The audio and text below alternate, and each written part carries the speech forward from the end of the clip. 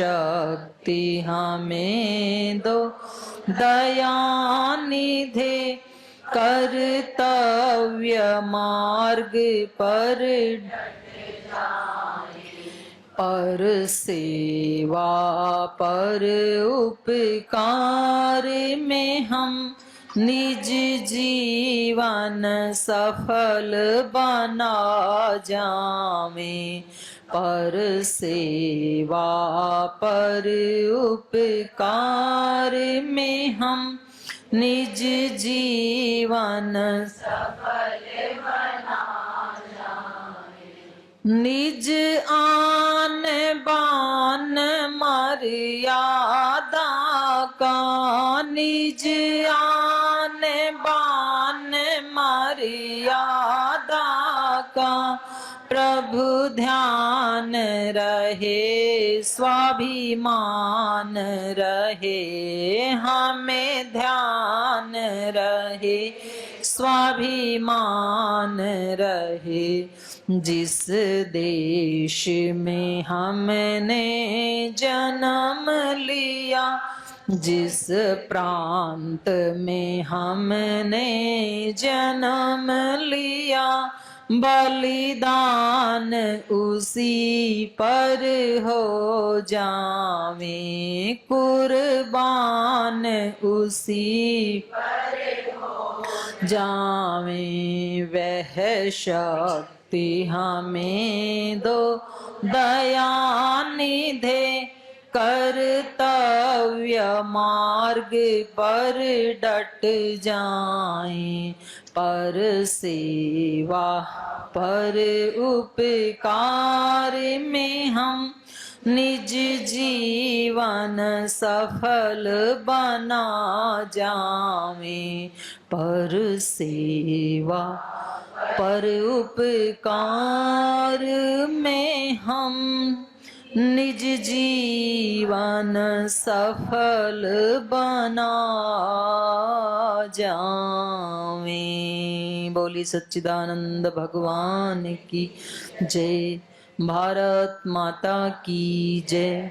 सभी ऋषि ऋषिकाओं की जय। सद्गुरुदेव भगवान की जय। गंगा मैया की जय। सभी वीर वीरांगनाओं की जय। ओ परम श्रद्धेय वंदनीय प्रातः स्मरणीय पूज्य गुरुदेव श्रद्धेय आचार्य श्री की पावन सूक्ष्म उपस्थिति को हम सब बहनों का कोटि कोटि प्रणाम। और मंच पर उपस्थित हमारी पूज्य साध्वी बहनें जो कल से ही आप सबकी सेवा में लगी हुई हैं और अहर्निश 365 दिन अपने गुरु और भगवान की सेवा में लगी रहती हैं, तो हमारी सभी साध्वी बहनों का, संतों का, सभी का बहुत बहुत अभिनंदन। आप सभी बहनें जो 3 प्रांतों से आए हैं, हरियाणा वाले तो ये समझते हैं कि भाई गुरुदेव तो हमारे हैं क्योंकि गुरुदेव का जन्म हरियाणा में हुआ, तो हम तो बाबा वाले हैं और भाई आपका हक भी बनता है, अच्छी बात है। पंजाब वाले क्योंकि पहले हरियाणा और पंजाब एक ही था, तो पंजाब वाले भी मानते हैं। यूपी वाले क्योंकि पहले उत्तर प्रदेश और उत्तराखंड एक ही था, तो बोले पतंजलि योगपीठ है ही हमारे प्रांत में। तो आप तो सारे घर वाले हो भाई, तो आप सबका अपने ही घर में बहुत बहुत स्वागत है, बहुत बहुत अभिनंदन है आप सब बहनों का। क्योंकि देखो बहनों का घर से निकलना वास्तव में बहुत कठिन होता है, मैं उसको फील करती हूँ। क्योंकि हम यहाँ हरिद्वार में रहते हैं और जो भाई या बहनें यहाँ पर सेवा देते हैं, तो जो भाई सेवा देते हैं उनके घर में जैसे कभी उनकी पत्नी को बुलाएं तो उनको कितने सारे इंतजाम करने पड़ते हैं, या जो बहनें यहाँ सर्विस करती हैं तो उनको अपने घर में एक दिन के लिए भी अपने पीहर भी जाने के लिए माताओं को टाइम नहीं होता है।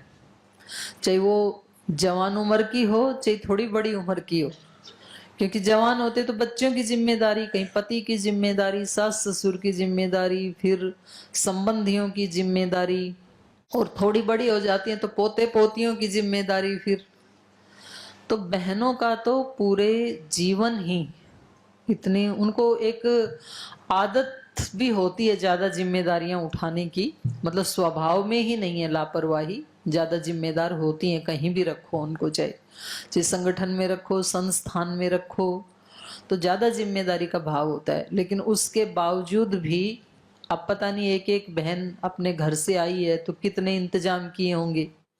किसी ने अपनी सास को घर बुलाया होगा, किसी ने ननद को बुलाया होगा, किसी ने अपनी भाभी को बुलाया होगा, किसी ने मौसी को बुलाया होगा। कुछ ना कुछ तो करके आए हैं आप, ऐसे तो निकल नहीं सकते। तो वो सब इंतजाम करके भी आप गुरु के घर में और अपने जीवन में वैल्यू ऐड करने के लिए आए। आपका बहुत बहुत अभिनंदन है। और ये करना भी चाहिए। देखो छोटा बच्चा भी जब वो पहले नर्सरी में होता है, फिर LKG, फिर UKG, फिर फर्स्ट सेकंड, हर साल उसके जीवन में कुछ ना कुछ वैल्यूज ऐड होती जाती हैं। तो फिर उसका जीवन उत्कृष्ट बनता जाता है और उसको आनंद भी आता है। मान लो कोई भी कुछ भी ऐड ना हो कि बस अब बहुत हो गया है, तो वहां से फिर बुढ़ापा, रोग, डिप्रेशन वो शुरू हो जाते हैं। फिर जब आदमी सीखना बंद कर देता है तो वहां से फिर बीमारियां शुरू हो जाती हैं, वहां से फिर बुढ़ापा शुरू हो जाता है। अगर व्यक्ति सीखता ही रहे, अपने जीवन में कुछ ना कुछ वैल्यूज को ऐड करता ही रहे, तो ना वो रोगी होगा, ना वो वृद्ध होगा, और ना उसको मृत्यु आती है। न तस्य जरा न मृत्यु प्राप्तस्य योगाग्निमयम शरीरम, ये ऐसे उपनिषद में आता है। जिसने योगाग्निमय शरीर कर लिया अपना,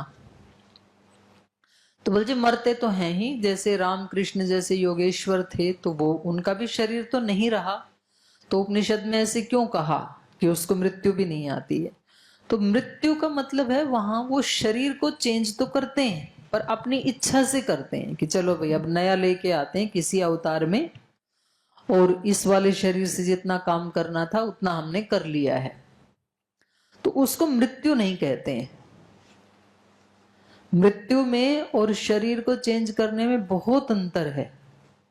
जैसे आपको यहाँ पतंजलि योगपीठ आना था, तो आप किसी गाड़ी से या बस से या ट्रेन से किसी साधन से आए हैं, और आपको हरिद्वार की बजाय वो ट्रेन या गाड़ी रुड़की ही छोड़ देती या उससे पहले वाले स्टेशन पे छोड़ देती, तो फिर आपको कैसा लगेगा? बीच में उतार दे तो कैसा लगेगा? अच्छा नहीं लगेगा ना, तो आपको कष्ट होगा। और उसने लाके हरिद्वार ही उतारा तो फिर कोई कष्ट होगा? नहीं होगा, क्योंकि हमें पहुंचना ही यहां था। तो अब तब तो उतारना नहीं पड़ता, खुद उतरते हैं अपना झोला लेकर के, बैग लेकर के, और बल्कि थोड़ी देर पहले ही खड़े हो जाते हैं कि भाई हमें हरिद्वार उतरना है, हरिद्वार आने वाला है। तो सवारी 15 मिनट 10 मिनट पहले खुद खड़ी हो जाती है, खिड़की के पास आ जाती है कि अब हमें उतरना है। तो रुड़की में भी ट्रेन से उतरना था और हरिद्वार में भी ट्रेन से उतरना था। तो एक में कष्ट हो रहा है, दूसरे में कष्ट नहीं हो रहा है। क्यों? क्योंकि पहले जब उतार रहे थे तो लक्ष्य की प्राप्ति नहीं हुई थी, इसलिए कष्ट हो रहा था। दूसरी जगह जब उतरना था तो अपनी ही इच्छा से उतर रहे हैं, क्योंकि लक्ष्य की प्राप्ति हो गई। तो बस यही अंतर होता है, जब हम मनुष्यों को लक्ष्य की प्राप्ति नहीं हुई और फिर शरीर छोड़ना पड़े, उसका नाम है मृत्यु। तो हमें कष्ट होता है मौत के समय। और जो योगी जन होते हैं, क्योंकि उनको इस शरीर से जो प्राप्त करना था वो उन्होंने प्राप्त कर लिया, तो फिर शरीर को बदलते समय कोई कष्ट नहीं होता है। इसलिए वो शरीर छोड़ने के बावजूद भी जिंदा ही रहते हैं योगी, और बल्कि सूक्ष्म शरीर में आकर के उनकी शक्तियां कई गुना ज्यादा बढ़ जाती हैं। आप तो अभी हिमालय प्रदेश में बैठे हैं, माँ गंगा के किनारे पे ही बैठे हैं, और इस हिमालय में अभी भी ऐसे बहुत सारे योगी हैं जो सूक्ष्म शरीर में रहते हैं, और उन योगियों की आयु 1-1 हजार वर्ष तक की है। और ये इसमें कुछ भी कोई ढोंग पाखंड या बहकाने वाली बात नहीं है। योग दर्शन का एक सूत्र है, सूर्य संयमात भुवन ज्ञानम, और उसके ऊपर जो भाष्य लिखा है व्यास ऋषि ने, उस भाष्य में भी ये बात कही है कि कुछ जो योगी हैं उनकी मतलब 3-4 तरह की कैटेगरी बताई है वहां पर योगियों की, सिद्धों की। तो किसी की आयु 1 कल्प की होती है, किसी की 2 कल्प की होती है, फिर उस कल्प का पीरियड कितना है, तो कहीं 1000 वर्ष है, कहीं 5000 वर्ष है। तो ऐसे सिद्ध योगी होते हैं। तो इसमें अविश्वास नहीं करना चाहिए जी 1000 कोई व्यक्ति कैसे जिएगा, उनकी आयु होती है। उसमें अलग अलग योनि है, जैसे देवों की, गंधर्वों की, सांख्य दर्शन में है ये 8 प्रकार की योनियां होती हैं। मनुष्यों में एक मनुष्य योनि, फिर तिर्यक योनि जो पेड़ पौधे पशु पक्षी आदि हैं। आप ऐसे प्रदेश में बैठे हैं, तो मैं कहना ये चाह रही थी कि ऐसे जो योगी जन होते हैं उनकी मृत्यु नहीं होती है और वो सूक्ष्म शरीर में और भी ज्यादा कार्य करते हैं। मैं ये कह रही थी कि भाई हम यहाँ पर अपने जीवन में कुछ नया ऐड करने के लिए, कुछ नई ट्रेनिंग लेने के लिए यहाँ पर आए हैं और ऐसे करना चाहिए, क्योंकि जब कुछ नया जुड़ता जाता है तो व्यक्ति जीवंतता की ओर आगे बढ़ता जाता है। लेकिन नया सीखने के लिए व्यक्ति के अंदर फिर ग्रहणशीलता होनी चाहिए, कुछ सीखने की अभीप्सा होनी चाहिए। अगर ग्रहणशीलता नहीं है, श्रद्धा नहीं है, तो आप कितने भी बड़े गुरु के पास चले जाओ, कुछ भी प्राप्त नहीं होगा। इसलिए अपने प्राचीन ग्रंथों में बोलते थे कि गुरु के पास कैसे जाना चाहिए, समित पाणी होकर जाना चाहिए। समित पाणी का अर्थ है हाथ में समिधाएं लेकर के जाना चाहिए। 3 समिधाएं लेके आता है ब्रह्मचारी अपने गुरु के पास जब आता है तो 3 समिधाओं का क्या अर्थ क्या है, क्यों लेके आता है? समिधा कहते हैं जो लकड़ी हवन कुंड में जलाई जाती है उसको समिधा कहते हैं। तो वो 3 समिधाएं हाथ में लेके गुरु के पास आता था। 3 समिधा का अभिप्राय क्या है, क्या मतलब है? 3 समिधाएं हमारे अस्तित्व और व्यक्तित्व की प्रतीक हैं, शारीरिक रूप पर, मानसिक और आध्यात्मिक। 3 प्रकार का व्यक्तित्व है हमारा। एक तो शारीरिक, वो तो दिख ही रहा है बाहर से जो। एक हमारा शरीर है मानसिक, भावनात्मक, सूक्ष्म शरीर। और तीसरा है आत्मिक चेतना, जिसके कारण ये दोनों चल रहे हैं। तो तीनों प्रकार के शरीर को ज्ञान से युक्त करना चाहता है ब्रह्मचारी। अग्नि में समिधा डाली जाती हैं, तो अग्नि के बाहर जब तक वो हैं तब तक उनका नाम है लकड़ी या समिधा, और जब अग्नि के अंदर चली गई तो उनका नाम हो जाता है अग्नि। अग्नि ही हो जाती है, फिर उसमें लकड़ी बचती नहीं है ना, क्योंकि वो अपने आप को पूर्ण समर्पित कर देती हैं अग्नि को, कुछ बचा के नहीं रखती हैं। तो शिष्य आता था कि गुरुजी मेरा जो तीनों प्रकार का व्यक्तित्व है, आप तो गुरुजी तो अग्नि के जैसे हैं, अग्नि स्वरूप, ज्ञान स्वरूप, और समिधाएं हैं अज्ञान का प्रतीक। और जब गुरु के साथ मिल गए, अग्नि रूपी गुरु के या ज्ञान रूपी गुरु के साथ मिल गए, तो वो उसी के स्वरूप वाले हो जाते हैं। पर पहले समिधा के अंदर ये समर्पण या श्रद्धा का भाव तो हो कि मैं अग्नि में अपने आप को आहूत करना चाहता हूं या चाहती हूं, तभी तो अग्नि अपने जैसा रूप बनाएगा। अगर मन में श्रद्धा नहीं है तो दुनिया का कितना भी बड़ा गुरु क्यों ना हो, कितना भी सिद्ध महात्मा क्यों ना हो, मैं तो कहती हूँ साक्षात भगवान भी सामने क्यों ना हो, तो भी हम कुछ भी प्राप्त नहीं कर सकते। आपके सामने इतिहास के 2 उदाहरण रखते हैं। भगवान योगेश्वर कृष्ण साक्षात विष्णु के ही अवतार थे, लेकिन जब महाभारत का युद्ध हुआ तो वो शांति दूत बनकर के दुर्योधन के पास गए थे। भाई झगड़ा मत करो, घर में आपस में लड़ने झगड़ने से कोई फायदा नहीं है, जितना हिस्सा पांडवों का है इनको दे दो, तुम्हारा है तुम रख लो, प्रेम से रहो, प्रीति से रहो। तो दुर्योधन के सामने समझाने वाला कौन था?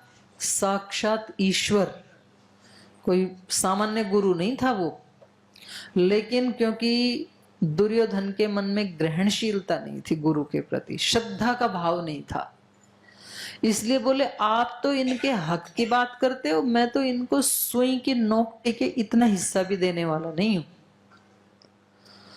एक बार, दो बार, तीन बार, 5 बार बहुत समझाया, नहीं माना। लेकिन नहीं माना तो परिणाम क्या हुआ? पूरे खानदान का, कुल का ही नाश हो गया।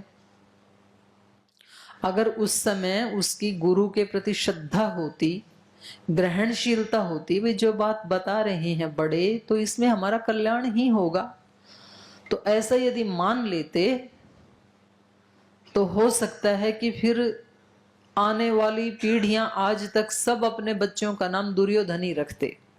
देखो भाई कितना समझदार था। लेकिन अब परिणाम क्या हुआ? आज तक मैंने किसी का दुर्योधन नाम नहीं देखा। नाम से भी लोगों को घृणा हो गई जो उन्होंने काम किया। तो देखो, यदि ग्रहणशीलता नहीं है तो साक्षात भगवान भी सामने हैं तो भी उसको कुछ मिलेगा नहीं, श्रद्धा नहीं है तो कहीं भी ट्रेनिंग लेने जाते हैं तो सबसे पहली अपेक्षा क्या है ट्रेनिंग के लिए? ग्रहणशीलता और श्रद्धा। आप जिस स्थान पे आए हैं उस स्थान के प्रति, उस गुरु के प्रति, उनके व्यक्तित्व अस्तित्व के प्रति, उनके वचनों के प्रति हमारे अंदर क्या होना चाहिए? ग्रहणशीलता और श्रद्धा। अपने गुरु के प्रति, गुरु के स्थान के प्रति। भाई जब इतने सारे इंतजाम करके वहां से घर से निकले हैं, इतनी यात्राएं करके इतनी दूर आए हैं, तो फिर उसका फल तो मिलना चाहिए, तभी तो आना सार्थक होता है।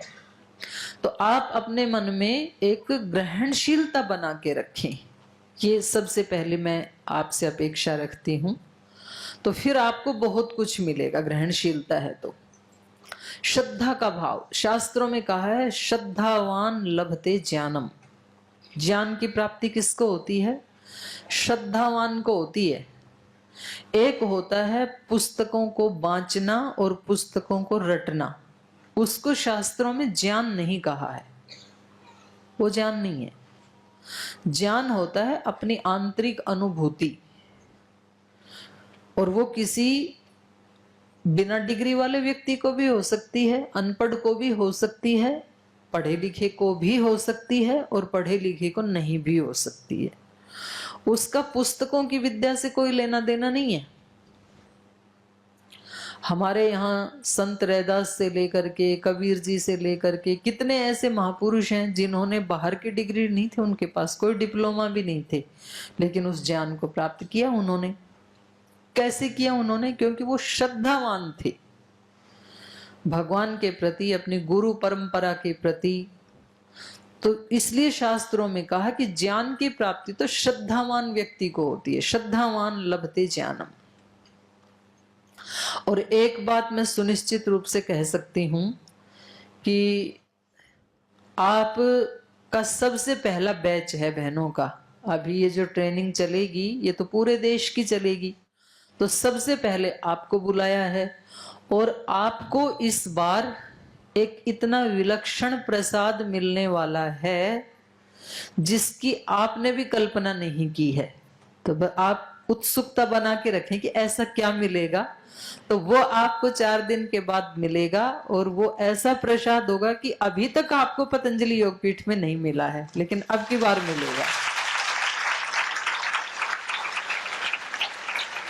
और जिस प्रसाद की आप जन्म जन्मांतरों से अभिप्सा करते रहे होंगे, तो इतना हिंट मैं आपको दे सकती हूँ, ऐसा प्रसाद मिलने वाला है आपको कि आप धन्य हो जाएंगे। तो मुझे तो लग रहा है भाई आप ना कई जन्म जन्मांतरों की योगिनी बहनें हैं निश्चित रूप से, क्योंकि आपको सबसे पहले अवसर मिल रहा है। ये तो बहुत बड़ी बात है आपके लिए। तो मैं कह रही थी आपके अंदर देखो ग्रहणशीलता की भी कई कैटेगरी हैं। जैसे मैंने समिधा का उदाहरण दिया, समिधा को अग्नि रूप बनने में कितना टाइम लगता है? समिधा को अग्नि में डालते हैं तो कितनी देर लगती है अग्नि वाला रूप बनने में?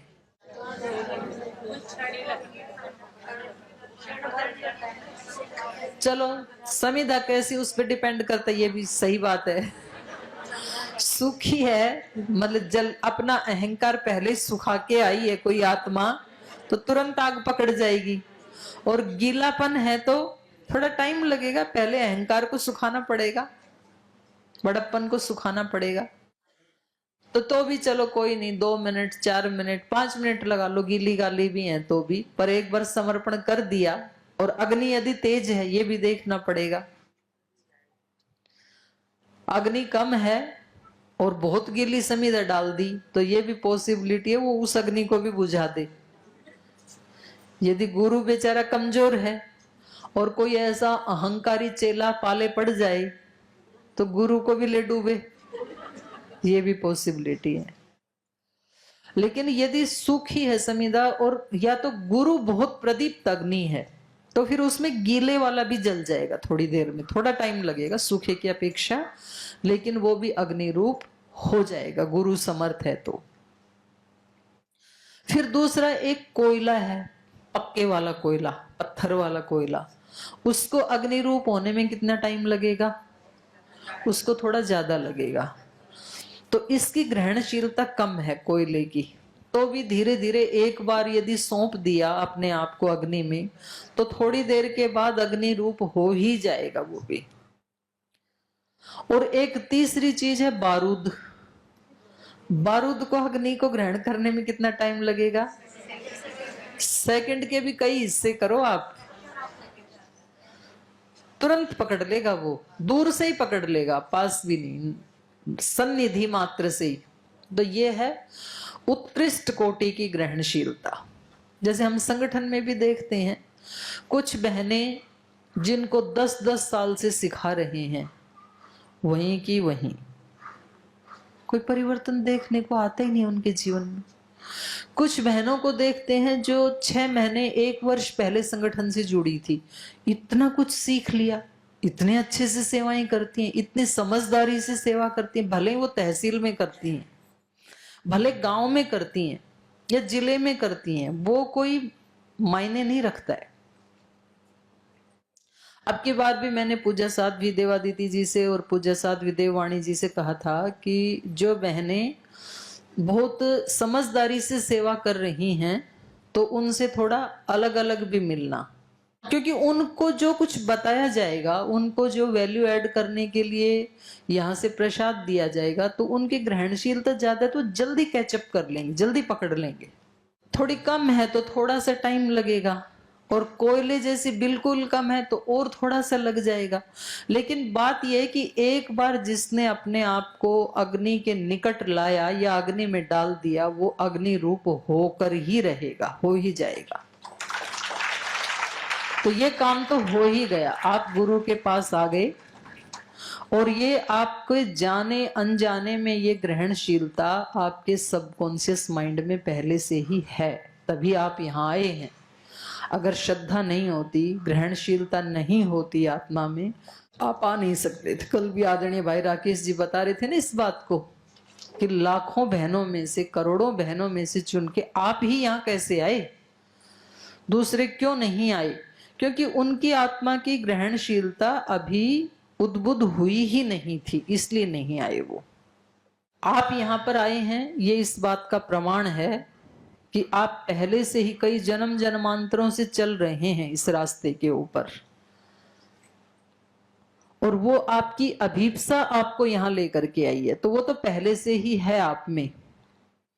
पर क्या होता है, जैसे बीज को जमीन में डालते हैं और ऊपर से मिट्टी ढक देते हैं, बीज बोते हैं ना, जैसे बाजरा आदि बोते हैं, गेहूं बोते हैं, तो जो था उसको भी अंधकार में डाल दिया हमने और ऊपर से मिट्टी ढक दी, तो प्रकाश तो है नहीं वहां पे, हवा भी नहीं है वहां पे, ना प्रकाश है, ना हवा है, ना ऑक्सीजन है। अब ऐसे अंधकार में कोई बीज कैसे उन्नति करेगा? और पृथ्वी का जो नियम है वो क्या है? गुरुत्वाकर्षण का नियम। गुरुत्वाकर्षण का नियम क्या करता है? हर चीज को नीचे खींचता है। और अंकुर की अभिप्सा क्या है? बाहर जाना चाहता है।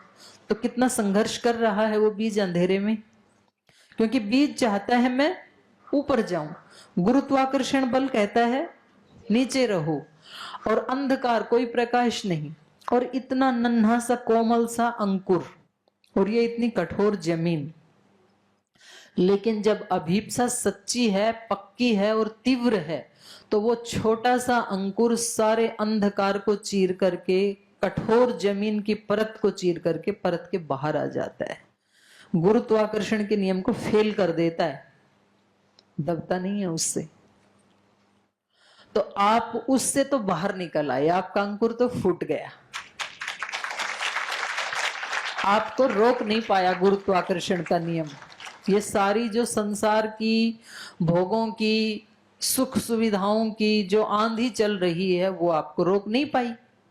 वो तो खींचते हैं ना संसार, तो कि कहाँ आप योग सिखाने जा रहे हो, आप हमारे साथ हो ना, कोई क्लब ज्वाइन कर लो, कोई dance party, kitty party join कर लो, वहां एंजॉय करेंगे, कहाँ जा रहे हो आप। तो वो वाला तो तोड़ दिया आपने, गुरुत्वाकर्षण का नियम।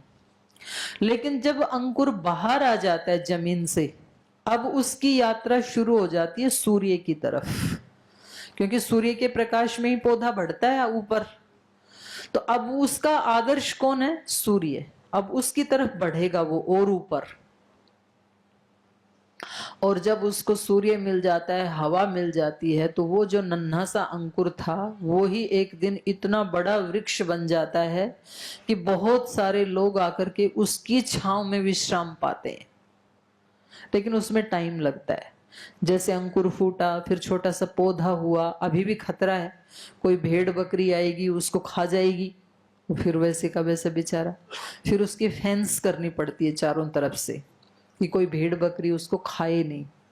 फिर भी वो अपनी यात्रा करता ही रहता है, और फिर एक उसकी लिमिट होती है, जब वो 8-10 फीट का हो गया तो अब वहां पर कोई भेड़ बकरी पहुंच नहीं सकती है, और फिर तो वो इतना बड़ा वट वृक्ष, पीपल का वृक्ष बन जाता है कि वही भेड़ बकरियां उसकी छांव में आकर के विश्राम पाते हैं। तो ऐसी ही साधक की यात्रा होती है। इस उदाहरण से मैं अपने जीवन की यात्रा की तुलना करना चाह रही हूं। जब हम घर से निकल आए तो समझ लो हमारा अंकुर फूट गया है, और अब हमारे सामने हमारा आदर्श है, हमारा गुरु। तो उस गुरु का व्यक्तित्व क्या है, उसकी महिमा क्या है, कैसे वो हमारे जीवन को आगे बढ़ाता है, तो उसमें हम थोड़ा सा यदि विचार करेंगे तो हमें पता लगेगा कि सूर्य ही उस पौधे को बढ़ा रहा है, वहां से ही ऊर्जा मिल रही है। हम जो यहां आए हैं पतंजलि योगपीठ हरिद्वार में, तो ये गुरु की कृपा ही हमें खींच के लाई है। आपने गुरु को चुना है ऐसा नहीं है, गुरु ने आपको चुना है।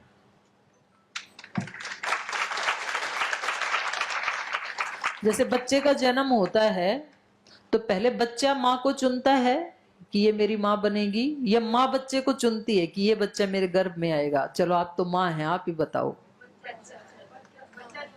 बच्चा पहले चुनता है, माँ चुनती है कि बच्चा? कंफ्यूजन हो गया।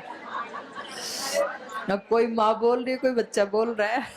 वो आत्मा ने कुछ तो कृपा करी होगी, किस नहीं तो पहल किसने की? बच्चे ने किया, माँ ने की? माँ को क्या पता था कि कौन सा बच्चा आएगा? माँ तो बनती तब है जब बच्चा पैदा हो जाता है, उससे पहले माँ थोड़ी होती।